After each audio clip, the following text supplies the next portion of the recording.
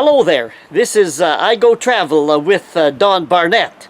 We're going to do another video on the Koocanusa in southeastern British Columbia.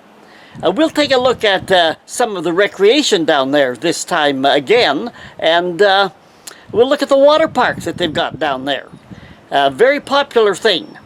And we'll end up talking a little bit about the politics and the negotiation with the United States and the inadequate negotiation that Canada has had thus far, and what we might do about it. What can we do about it? Well, you and I can get involved.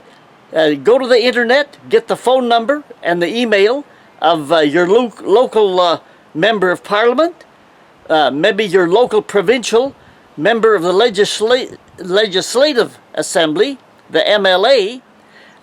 Those people in some way will soon be involved with new negotiations over water use and water rights on the Koocanusa. The lake has houseboats and campsites and a diverse shoreline that includes small sand beaches, driftwood, and fragile grasslands backed up by mostly pine and spruce timber in the higher elevations. This is where we're talking, the Koocanusa, which is the big lake that spans both Canada and the United States.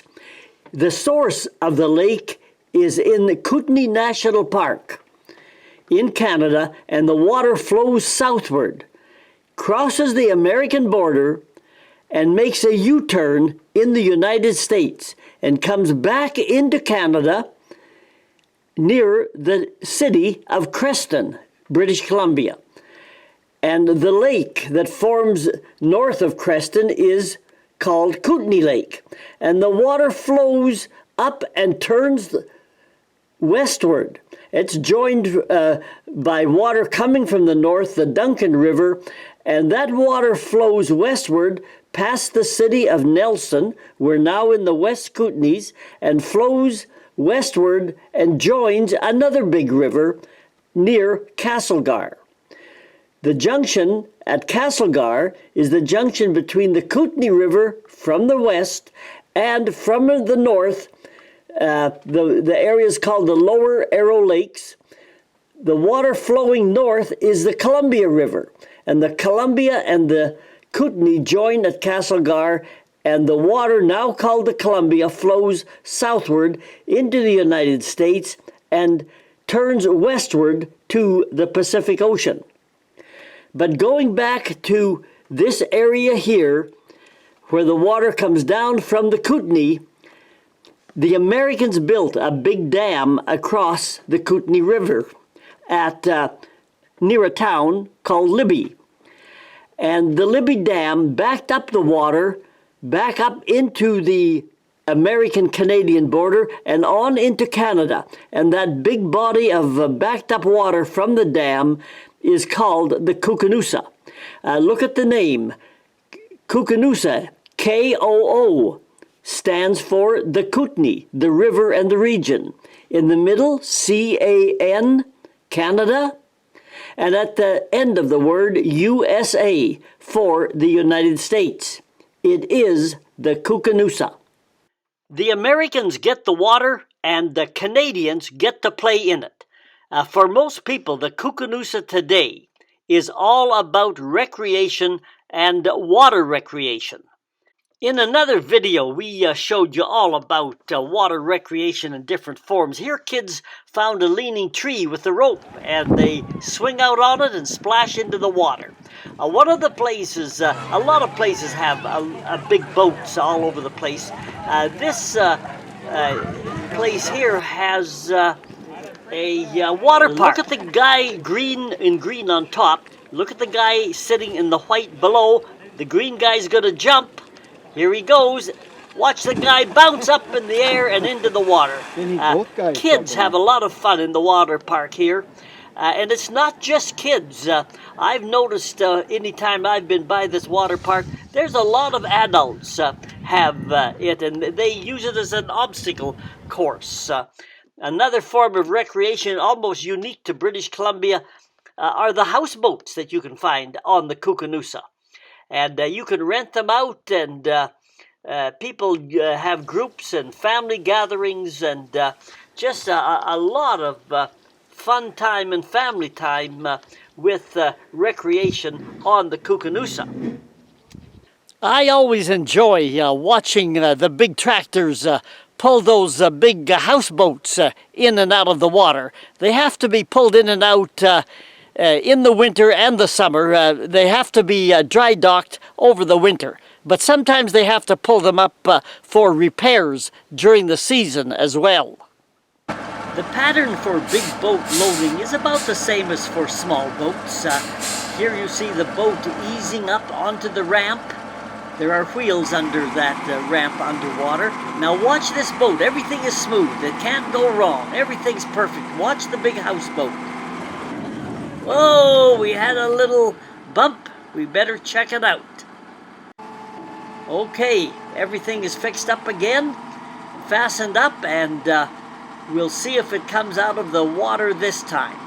There's a lot of power on those big tractors, and they have no trouble pulling these houseboats up out onto the loading ramp, or for backing them down into the water either, for that matter.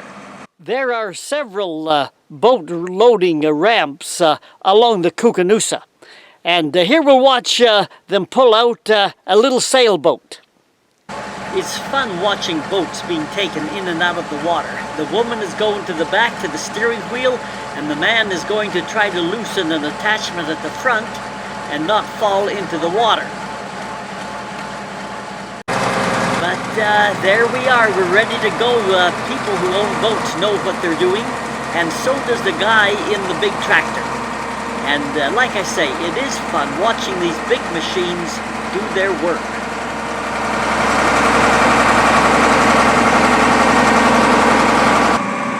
And there goes another boat up onto dry dock for the winter.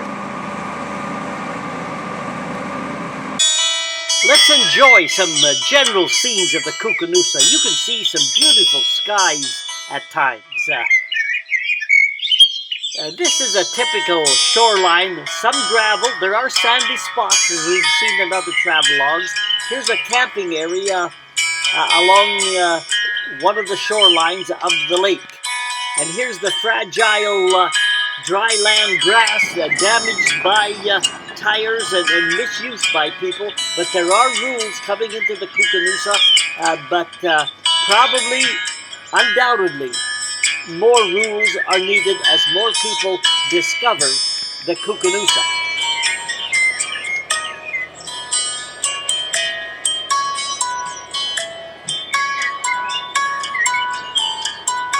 Some sections of the water are allowed to be partitioned off for swimming in a few areas.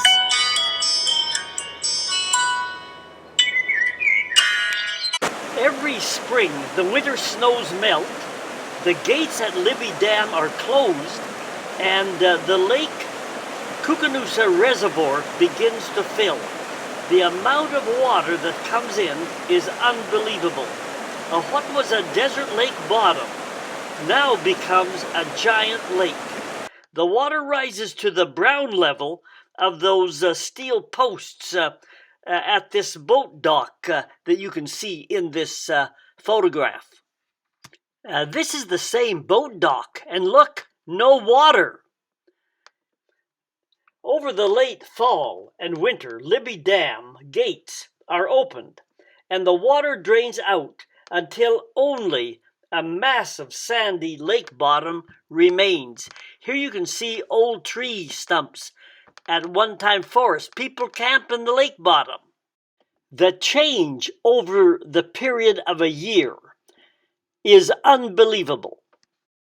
There was a lot of conflict when the Libby Dam was first built between government people, dam builders, and those people who were displaced from their homes along the river.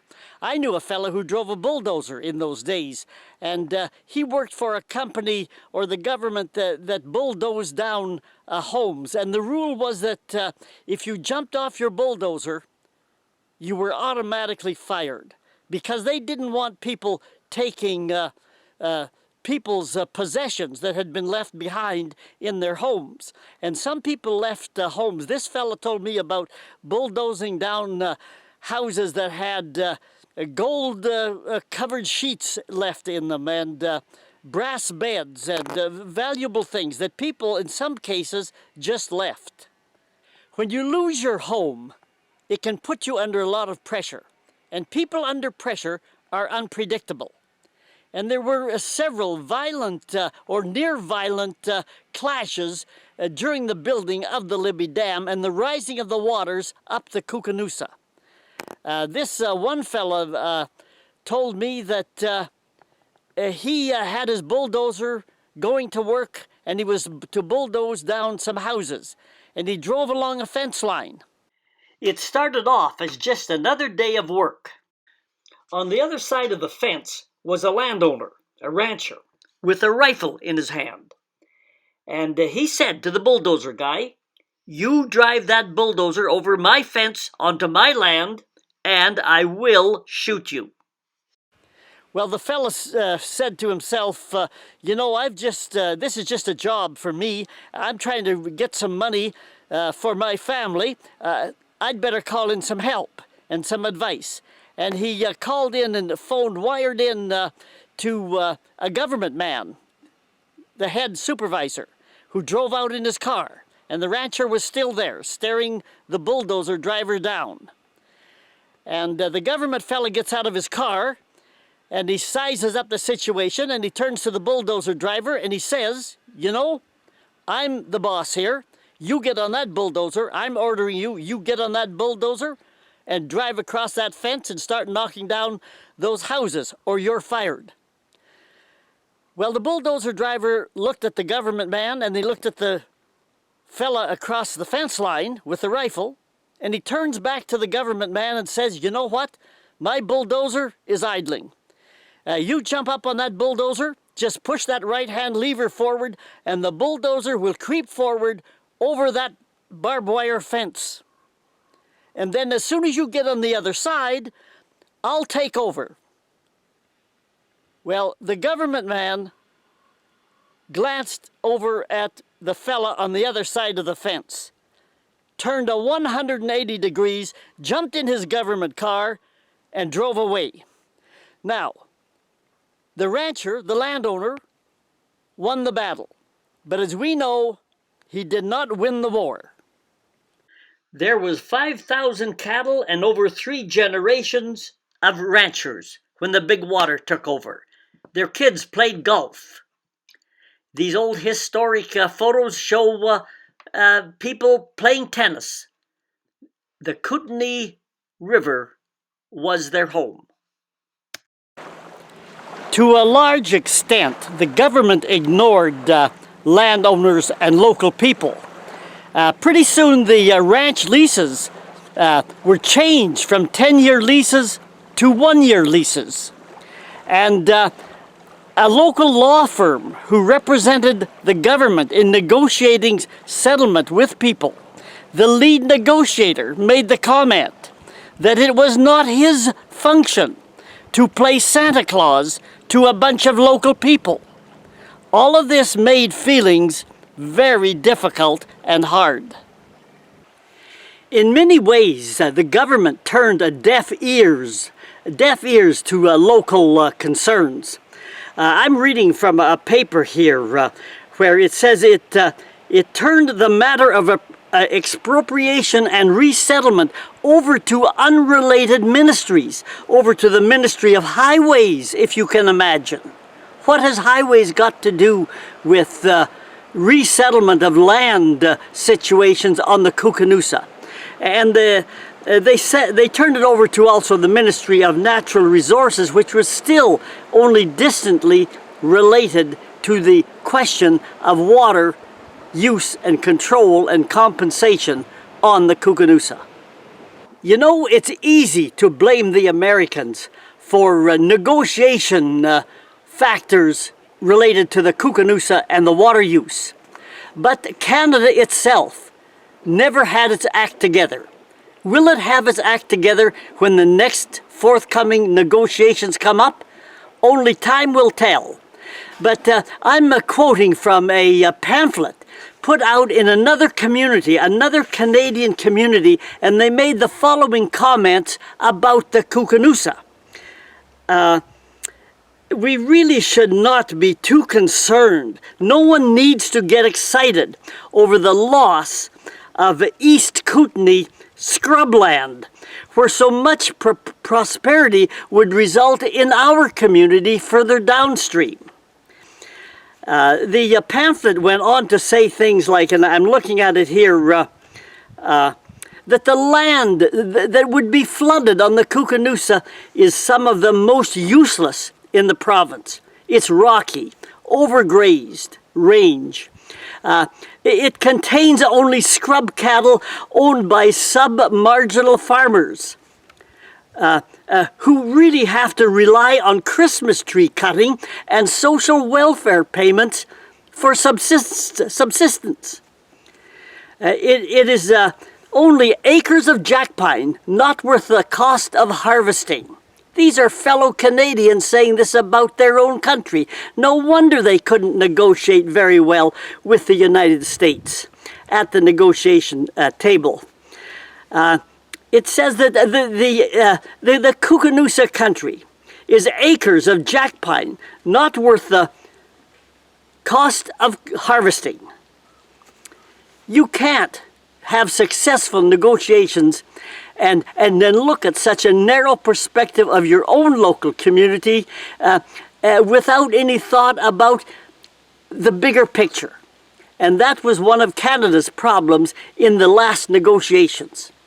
Will that problem continue with the future negotiations over water? Again, only time will tell. Well, that's a little more about the Koocanusa. And as I said at the beginning, water negotiations, the whole big treaty on how to deal with this water is coming up. And contact your MLA or your MP. It's time to do that because we're a few short months away. Well, in the meantime, these several videos that we've made on the Koocanusa don't have to be watched in the sequence of 1, 2, 3. Each one is independent and stands alone. So until then, hit the subscribe button if you'd like to hear a little more about the Koocanusa, and we'll be back. So until then, this is I Go Travel with Don Barnett.